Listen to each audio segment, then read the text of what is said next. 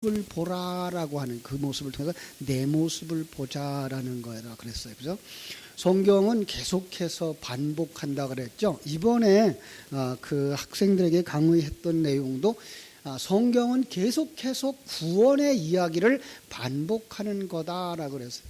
제일 쉬운 게 이제 창세기 1장 1절부터 2장 3절을 가지고서 이 속에서 구원, 하나님은 어떻게 묘사되고 있는가라고 하는 부분을 찾았고요.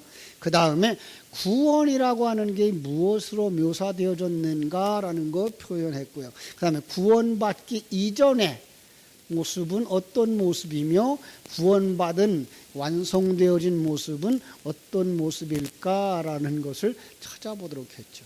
그렇죠? 우리는 아주 쉽게 말할 수 있어요. 창세기 1장 1절부터 2장 3절에서 그는 창조주시고요. 그죠? 그 다음에 더 좋은 건 삼위일체의 하나님 되시는 이 세상적 존재가 아니라 하나님 나라의 존재라고 하는 얘기를 했고요. 구원받기 이전에는 뭐예요? 타락한 모습이죠. 타락한 모습이 첫째 날, 둘째 날, 셋째 날, 넷째 날, 다섯째 날, 여섯째 날의 모습을 통해서 하나님을 떠나서 불순종하고, 그죠? 불순종하면서 자기가 왕 되어진, 자칭 왕 되어진 사람들이 바로 타락한 인생들, 세상의 도리를 전부인 줄 알고 살아가며 이 세상이 전부인 줄 알고 살아가는 사람이 타락한 사람입니다 라고 했고요. 거기서부터 이제 하나님이 우리를 구원하셔서 공허하고 혼돈하고 이제 흑암 가운데 있는 그 사람들 속에 빛이 오셔서, 그죠? 그 다음에 말씀이 오셔서, 그 다음에 하나님이 방주도 이제 나중에 나타납니다만은 말씀이 오셔서 씨앗이 오셔서 우리를 어떤 사람이 만들게 돼요? 어둠을 물리쳐 주고 빛으로 완성되어지는. 예. 그래서 새 하늘과 새 땅에는 밤이 있다 없다? 없어요. 이 세상도 다 물러가고 어둠도 다 물러간 상태가 완성된 상태니까요. 그리고 더 귀한 건 2장 1절로 3절 속에서 어디로 들어가요? 안식에 들어가는 사람. 안식은 뭘 상징하더라? 천국을 상징하더라. 이렇게 그려줘서 이것이 이제 곳곳에서 3장 한 장만 가지고도 4장 5장을 가지고도 6장부터 시작해서 10장까지 가지고도 하나의 구원의 이야기를 쭉 설명해내고 11장부터 시작해서 25장까지 아브라함의 이야기를 가지고 시작하며 또 25장에서부터 50장까지 이제 야곱과 요셉의 이야기를 가지고서 구원을 설명하고 이렇게 성경을 갈라내 가면서 그 속에서 하나님은 어떤 분으로 묘사되어지고 있으며 구원받기 이전의 모습, 타락한 죄인의 모습은 어떤 모습이며 그 속에서 하나님이 어떻게 구원하시는가. 특별히 구원자가 되겠죠. 구원자, 빛으로 오신 분, 말씀으로 오신 분, 씨앗으로 오신 분, 그죠? 이런 것들을 통해 가지고 완성된 모습. 씨앗이 왔으면 이제 열매도 있겠죠, 그죠? 열매. 사실은 이 열매가 세상의 어떤 열매가 아니라 뭘 가진 거예요? 씨앗이 자라서 완성되어진 걸 열매라고 말하고 그것이 천국에 들어가는 자라고 이야기를 했어요. 자, 이렇게 이야기를 하고 나면 이사야서도 그런 얘기라고 그랬죠. 이사야서도 1장부터 66장까지가 창세기부터 요한계시록까지의 이야기를 장별로 나누어 놓은 것만큼이나 1장부터 39장까지는 구약적인 관점에서 성경을 기록해서 우리에게 주어서 이런 그릇들을 사용하셨구나를 볼 수 있고 40장부터 이제 66장까지는 그런 가운데서 우리를 구원하시는 메시아가 오신다. 아까 얘기했어요. 메시아가 뭘로 오겠어요? 여기도 빛으로 오시겠죠. 그죠? 이제 40장 같은 경우에서 빛으로 오시는 예수 그리스도에 대해서 계속 이야기를 하고 있는 것을 우리가 발견하게 되죠. 바로 그런 이야기를 통해서 우리가 39장은 그럼 40장이 오기 전 40장이 빛이 오는데 40장이 나타나기 전에 그럼 뭐였어요? 어둠이었겠죠. 39장은 바로 그 구약 성경의 마지막 부분이기도 하면서 신약 성경에 시작되는 부분이니까 어두움으로 이렇게 묘사되고 있단 말이에요. 한번 가볼까요? 39장 읽으셨겠지만 안 읽으신 분을 위해서 한번 보고 가죠. 자, 38장에서 이스라엘이 타락한 모습을 한 사람 왕으로 묘사를 했었어요. 거기서 누구였죠? 히스기야예요. 표면적으로는 굉장히 훌륭한 왕이었는데 내적으로는 그 생명이 없는 자의 모습을 딱 그려놓고 이것이 바로 타락한 자의 모습이며 이것이 바로 어둠의 모습이다라고 딱 39장까지 가서 얘기를 하는 거예요. 그죠? 그래서 39장은 전반부의 결론이고 후반부의 서론으로서 암흑기로 이렇게 묘사하는 거예요. 그럼 뭐였겠어요? 어둡고 공허하고 혼돈된 사람들. 그걸 또 다른 말로 말하면 바벨론 문화 이렇게 말하기도 하는 거죠. 그래서 바벨론이 바로 이 타락한 세상 어두움을 상징하고 있구나라는 걸 알 수 있어요. 그것이 이제 복음서로 가면은 복음서에 비치신 예수 그리스도가 오시기 바로 전에 바로 암흑기 400년의 시대를 묘사하고 있는 것이고, 우리를 개인으로 말하면 비치신 예수 그리스도가 우리 생명 안에 오시기 전에 하나님의 생명이 없는 상태. 표면적으로는 하나님의 생명이 없어도 어떨 수 있어요? 잘생긴 사람도 나오고 훌륭한 사람도 나오고 재벌도 나올 수 있다고요. 그런데 그걸 하나님의 눈으로 보면 그게 뭐예요? 어둠이에요.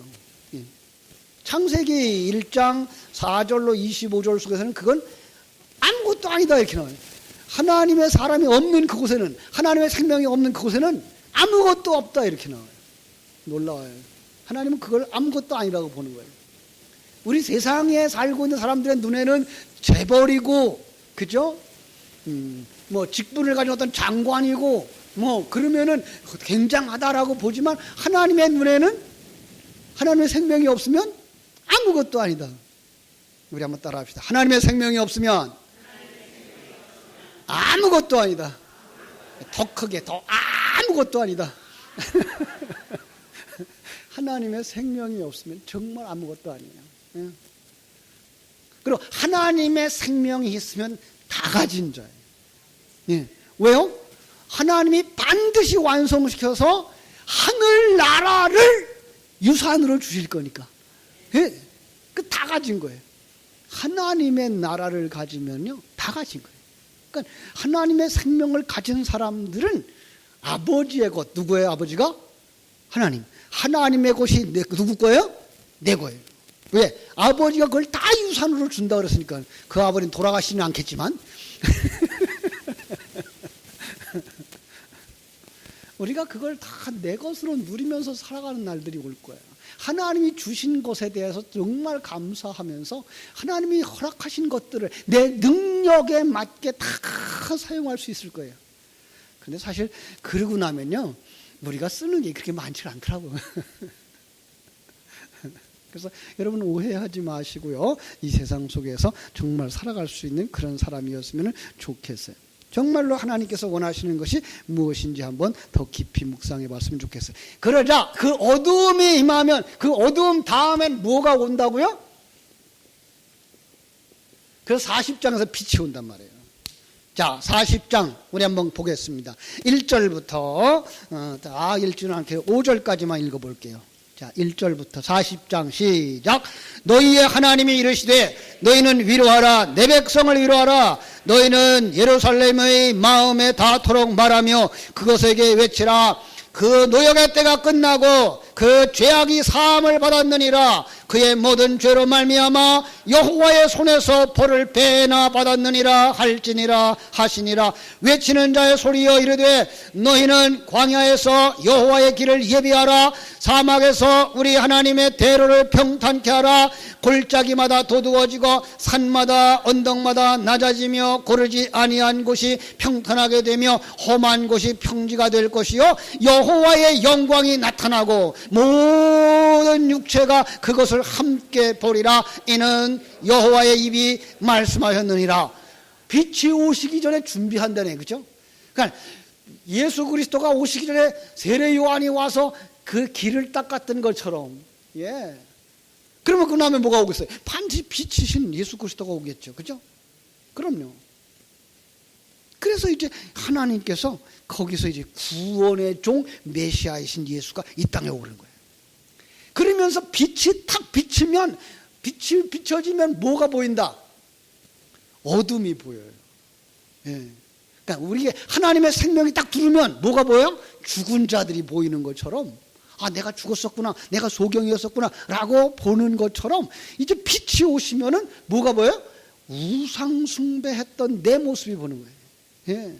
그래서 41장에서는 우상 숭배의 어리석음을 얘기했어요. 41장 보면요, 그죠? 그래서 참 우리 하나님이 41장에서 우상 숭배가 얼마나 어리석은 건지를 다 얘기해요. 그죠? 여러분, 우상 숭배가 뭐가 우상 숭배예요? 우리는 그냥 그동안에 나무 토막 앞에 가서 절하는 거, 그죠? 불상 앞에 가서 절하는 거, 이것 정도만 우상 숭배라 그랬는데 왜 절했대요? 내가 복 받더라고. 나를 좀 도와주면, 당신이 힘이 더 강하든지 능력이 있어 나를 도와주면 내가 더 많이 섬길게, 이러면서 절한 게가 우상 숭배예요.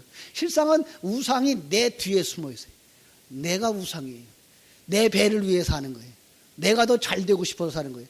이게 예수 믿으면서도 변하지 않으면 성부도 하나님도 누구 위해서 일하고 해달라고요? 나를 위해서 있어달래요. 성령도 나를 위해서 있어달래요. 내 문제 해결해주는 하나님으로 존재해달라는 거예요. 근데 이게가 너무 오래 많이 그렇게 들어와서 이게 신앙생활인 줄 알고 있어요. 우리는 이제는 알죠. 이제는 하나님의 뜻이 이루어지게 하옵소서가 신앙이라는 거. 예, 내 뜻대로 마옵시고 아버지의 뜻대로 이루어지기를 원합니다가 신앙이라는 거. 그죠? 똑같은 말을 사실은 옛날에도 했어. 그런데 그 말은 그냥 입술에만 붙은 말이었지, 실상은 그래도 내가 좀 주머니에 남게 해줘야지. 그죠? 내가 더 많이 남아야지. 하나님, 내가 이번에 복권만 당첨되면 내가 10분의 3을 줄게. 뭐 하고 싶은 거야? 그러면 10분의 7은 내가 먹고 싶은 거지. 이게 우상숭배란 말이에요. 근데 이걸 신앙인 줄 알고 살아왔단 말이에요. 그죠? 성경은 그거 아니다라고 말하는 거예요. 그러면서 더 분명하게 보여주려고 42장, 43장에서 빛으로 오신 예수에 대해서 쭉 설명을 해요.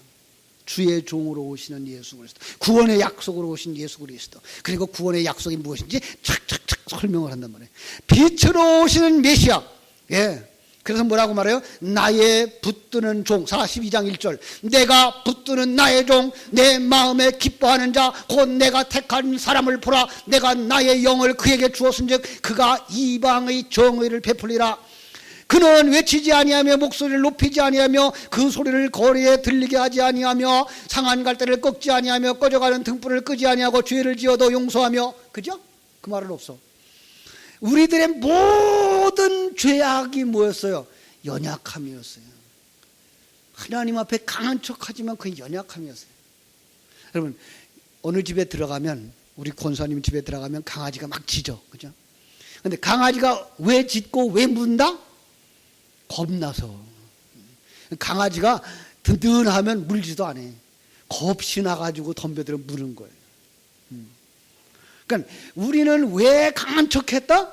하나님 앞에 두려워서. 하나님이 내 아버지인 것을 알고 하나님이 나를 인도하시는 건 줄 알면 하나님과 함께 그냥 가면 되는데 하나님이 내 아버지처럼 안 여겨지는 거야. 그래서 하나님 앞에 내가 아들인 척하고 하나님 앞에 내가 왕인 척하고, 그게 뭐예요? 우상숭배.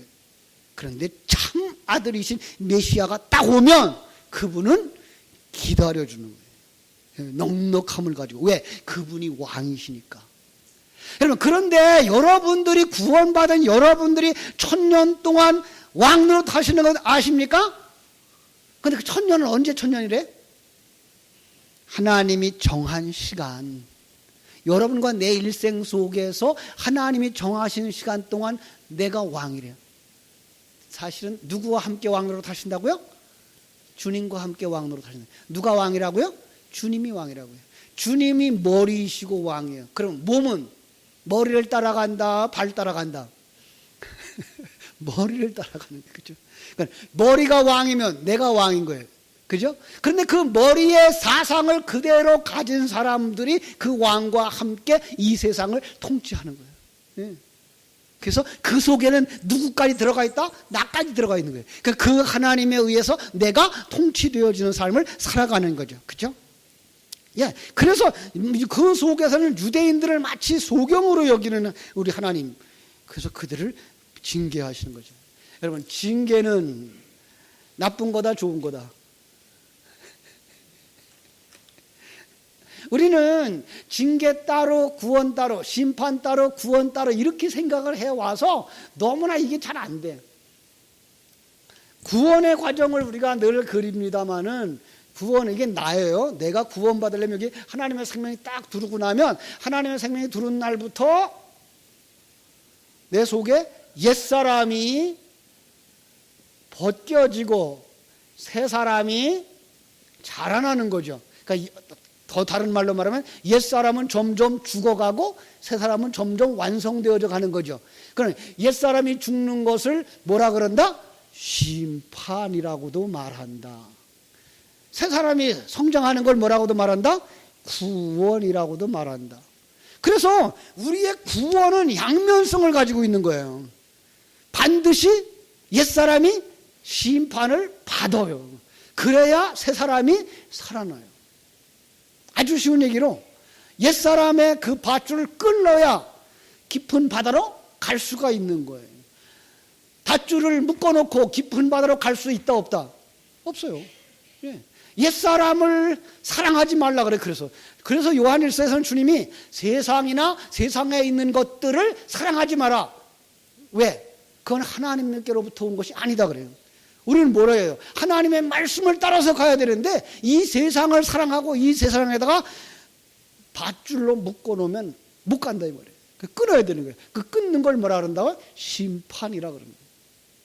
그래서 그 출애굽할 때 10가지 재앙도 그것을 그 애굽에 대한 심판이라고만 말하고 징계라고만 말하지만 실상은 이스라엘 백성들로 하여금 의지했던, 애굽에서 의지하고 살았던 것을 끊어버리는 하나님의 작업이었던 거예요. 그래서 오늘 이 땅에 살아가는 연세 많은 분들도 자꾸만 세상 줄이 끊어지게 되는 거예요. 실망도 하고, 예, 정도 떨어지고. 정 떨어져야 어디로 간다? 천국으로 간다. 김 목사하고 정 떨어지면 안 돼요. 이제 오늘부터 읽어야 할 44장.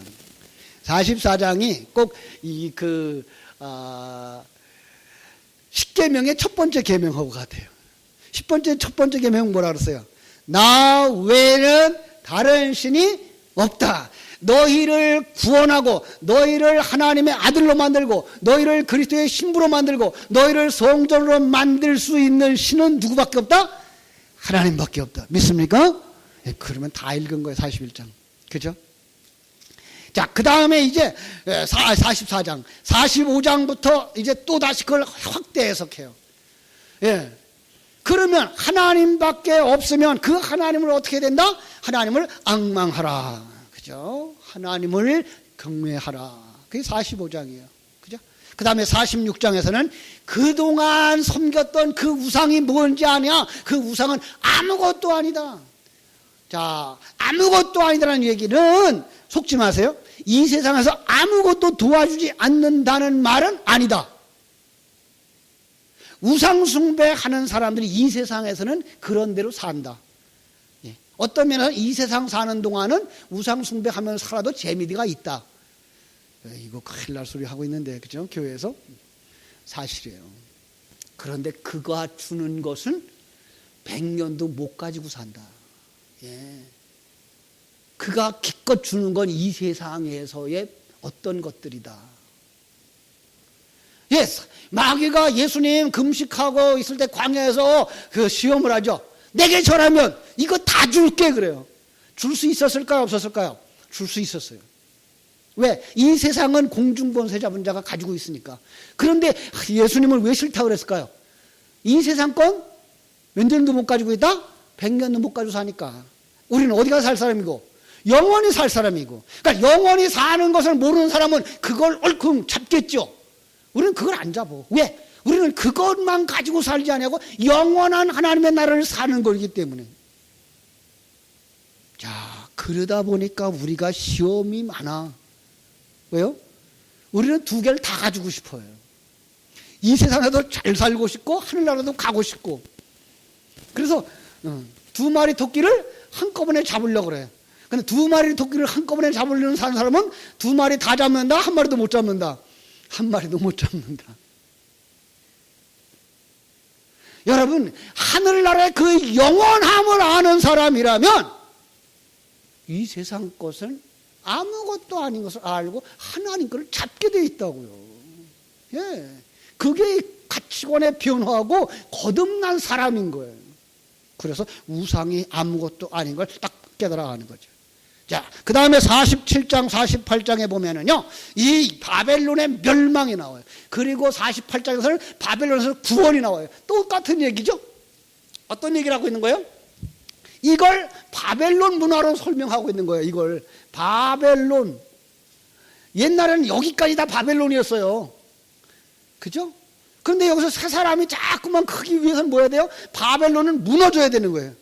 그러니까 요한계시록에 가도 바로 그 얘기를 하고 있는 거예요. 자, 요한계시록 18장에 가보면은요, 이런 얘기가 나와요. 무너졌도다, 무너졌도다, 큰 성 바벨론이요. 귀신의 초소와 각종 더러운 영이 모이는 곳과 각종 더럽고 가증한 새들이 모이는 곳. 그게 뭐예요? 무너지는 거예요. 그게 어디 있던 거예요? 요 속에. 요 속에. 요 속에 바벨탑이 있고, 요 속에 그 가증한 것이 있고, 요 속에 더러운 것이 있고, 요 속에 우상을 숭배하고 있었는데, 성령의 역사가 일어나니까 그게 어떻게 되더라고요? 무너졌는 거예요. 무너졌도다, 무너졌도다, 바벨론이 무너졌도다. 그리고 나면 19장에서 뭐가 나오더라? 요한계시록 18장까지, 6장부터 18장까지가 옛사람 무너뜨리고 새사람 만드는 것이고, 다 만들면 19장에서 신부가 딱 등장하는 거죠. 뭐 입고 등장하더라? 세마포, 하얀 세마포 입고 결혼하는 것처럼 등장해. 그러면 그 옆에 누가 나오더라? 백마 타고 나오는 백마 타는 왕자. 누가 성경에서 끌어다 썼는지 모르겠어. 우리 주님이 백마 타고 오신단 말이에요. 우리 주님이, 우리 신랑이. 그죠? 그러죠. 이제 50장에서 한번 볼까요? 49장. 거기서 이제 이스라엘이 드디어 하나님의 영광을 드러내는 자가 됩니다. 49장. 자, 솜들아 내게 들으라. 먼 곳 백성들아 귀를 기울이라. 여호와께서 태에서부터 나를 부르셨고 내 어머니의 복중에서부터 내 이름을 기억하였도다. 내 입에 날카로운 칼같이 만드시고 나를 그의 손그늘에 숨기시며 나를 갈고 닦은 화살로 만드사 그의 화살통에 감추시고 내게 이르시되 너는 나의 종이요 내 영광을 네 속에 나타낼 이스라엘이라 하셨느니라. 예, 이스라엘이 뭐가 되어서 나타나요? 빛이 되어 나타나요. 이스라엘은 누구예요? 야곱이었잖아요. 옛사람은 야곱이었어요. 그래서 야곱이 벗어지면서 이스라엘이 된 거예요. 근데 이스라엘이 되자 그 안에 뭐가 있어요? 하나님이 계셔서 그 하나님이 빛을 드러내는 자로 나오는 거예요. 그렇죠? 참. 그래서 1절부터 7절에 여호와의 종의 사역이 나오고 어두움 가운데 드러나는 빛으로 나오고 8장부터 13절에 구원의 날, 은혜의 날이 선포되어지고 14절로 21절에서 하나님의 기억하신 바가 되는 거예요. 이렇게 해서 예루살렘에서부터 온 유다 사마리아와 땅 끝까지 복음이 증거되어지는 것처럼 하나님의 구원의 나라가 확장되는 거예요. 그러면서 이 종이 누구냐가 50장부터 설명돼요. 50장, 51장, 52장, 51장, 52장, 53장에서 여호와의 종에 관한 메시지가 쫙 나오는 거예요. 대표적인 구절 53장 1절 53장 1절 우리가 전한 것을 누가 믿었느냐? 우리 여호와의 팔이 누구에게 나타났느냐? 그는 주 앞에서 자라나기를 연한 순 같고 마른 땅에 나온 뿌리 같아서 고운 모양도 없고 풍채도 없은즉 우리가 보기에 흠모할 만한 아름다운 것이 없도다. 쭉 내려가요. 4절 그는 실로 우리의 질고를 지고 우리의 슬픔을 당하였거늘 우리는 생각하기를 그는 징벌을 받아 하나님께 맞으며 고난을 당한다 하였도다. 그가 찔림은 우리의 허물 때문이요 그가 상함은 우리의 죄악 때문이라. 그가 징계를 받음으로 우리가 평화를 누리고 그가 채찍에 맞음으로 우리는 나음을 받았도다. 그 주의 그리스도의 예수 그리스도의 그 십자가의 죽으심, 이걸 미리 예언하고 있는 거예요. 여러분, 이걸 미리 예언했다고 해서 이 예언이 예수에게 적용되었다, 2000년 전에 그 예수에게서 성취되었다, 이렇게 보시면 성경을 너무 작게 보는 거예요. 이 사역은 언제부터 일어난 사역이에요? 창세기부터 일어난 사역. 예. 역사의 제일 마지막 사람이 완성될 때까지 일어나는 사건. 주님의 사역은 영적 세계의 사역이기 때문에 2000년 전에 나타나서 3년도 안 되고 3년 반 동안에, 그리고 일주일도 안 되는 걸리는 그 시간 동안에 고통당한 그 정도가 아닌 거예요. 우리의 일생이 다하도록 우리와 함께 우리가 받아야 할 저주를, 노아의 방주 안에 있는 노아와 그 8식구가 받아야 할 그 저주를 그 노아가 다 방주가 다 받은 것처럼 우리 주님은 역사 속 모든 성도들이 당해야 되는 그 시험과 환난들을, 저주를 다 받으신 거예요. 예, 그렇습니다. 자, 이렇게 해서 설명을 딱 해놓아요. 그러면서 54장에서 그렇기 때문에 잉태하지 못한 자들이, 출산하지 못한 자들이 이제 노래하게 될 거야. 잉태하지 못했던 사람들이 뭐였어요? 하나님의 생명을 가지지 못했던 자들, 그들이 하나님의 생명을 가지는 자가 되는 거예요. 그죠? 자, 그러면서 이제 쭉 설명하죠.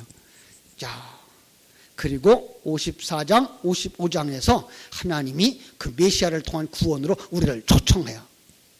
55장 1절. 오라 너희 모든 목마른 자들아 물로 나오라. 돈 없는 자도 오라. 너희는 와서 사 먹되 돈 없이 값없이 와서 포도주와 젖을 사라. 그죠? 너희가 어찌하여 양식 아닌 것을 위하여 은을 달아주며 배부르게 못할 것을 위하여 수고하느냐. 내게 듣고 들을지어다. 그리하면 너희가 좋은 것을 먹을 것이며 너희 자신들이 기름진 것을 즐거움을 얻으리라. 그것이 어디까지? 이방인까지. 그래서 56장 57장은 이방인까지 돌아오게 된다 이렇게 말하는 거예요. 근데 이방인까지 돌아오는데 그 사람들이 어떻게 돌아오느냐? 58장 금식하며 돌아온다. 여러분, 금식이라는 말 하면 또 배고프죠? 그죠? 안 먹었으니까. 근데 성경이 말하는 금식은 그렇게 밥을 안 먹는 게 아니고 세상 것을 힘으로 삼아 살지 않는 것.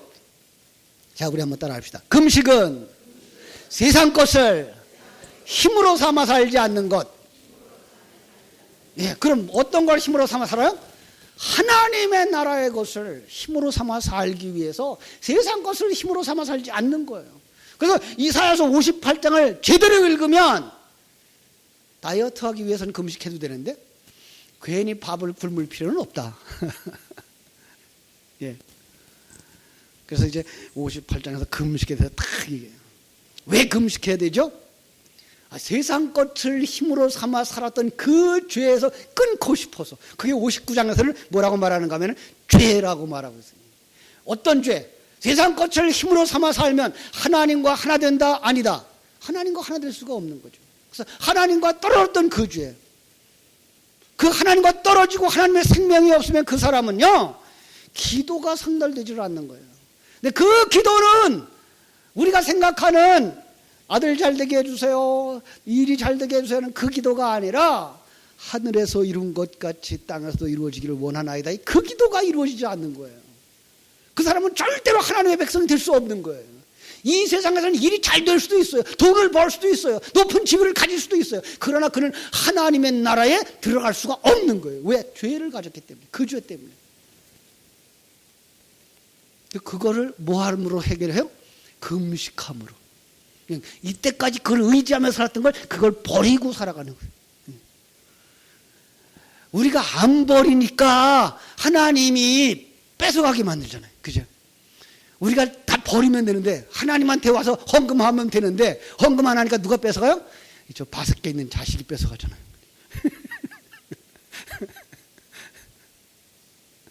그거 다 버려야 돼. 우리 갈 때는 가져간다, 버리고 간다. 버리고 간다. 그러니까 그때 버리지 말고 미리 버리세요. 나 우리 교회 오래 다닐 거예요. 왜? 제가 설교한 거 누가 지키나 보려고.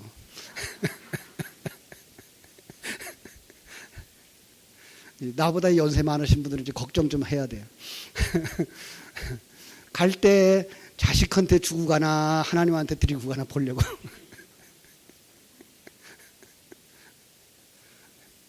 여러분, 자식한테 줘봐야 소용없어요. 자식은 자식 몫의 것을 가지고 자식의 삶을 살아. 나는 내 몫의 것을 가지고 내가 삶을 살아.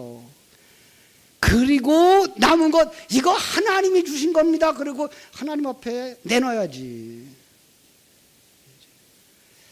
언젠가 우리 한번 이거 내 재산 하나님께 드립니다 하는 이력서 한번, 이거 유언장 한번 쓰게 할까요?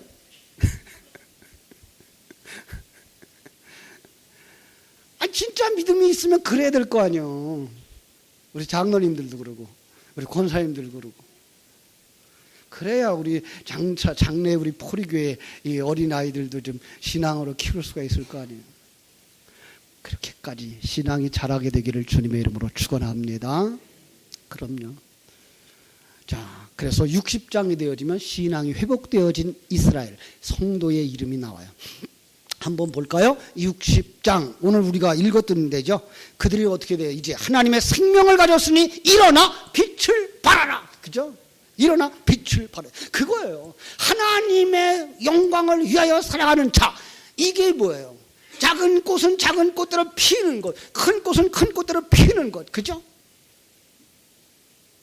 그러면 그게 뭐라고요? 그게 61장에 가서는 구원의 기쁜 소식을 전하는 것, 이렇게 나와요.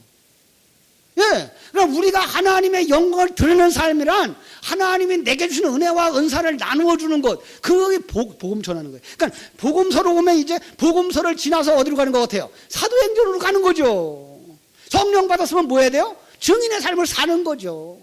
내가 사는 게 그 하나님의 은혜였어. 그 하나님의 은혜였어가 뭐로 나타나야 되는 거예요. 밖으로 드러나야 되는 거예요. 내 잔이 넘치나의 삶이 나와야 되는 거죠. 그죠? 그러면 62장 성도들의 삶이 하나님의 영광을 위하여라고 말씀하고 있는 거예요. 하나님의 영광을 위하여서. 그죠? 그러면 여호와가 승리하는 거예요. 그가 이긴 자가 되는 거예요.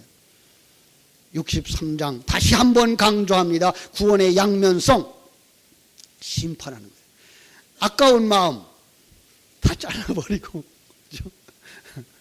하나님의 은혜로 하나님께로 드릴 수 있는 그런 마음들이 일어나야 되는 거죠. 예. 그러면은 이제 65장, 66장에서는 뭐가 보일까요? 마지막에요. 성경의 마지막에 뭐가 보여요? 요한계시록이 보여요. 그래서 이사야서 65장, 66장에 가면은 요한계시록 21장, 22장에서처럼 새 하늘과 새 땅이 나와요. 그리고 성도들에게 약속된 천국이 나오는 거예요. 자, 이걸 다 가지고 이사야서를 읽으시고 이제 오늘 60장에 있는 말씀처럼 일어나서 빛을 발하는 이 시대의 빛들, 세상의 빛들이 되시기를 주님의 이름으로 축원합니다. 기도하겠습니다. 고마우신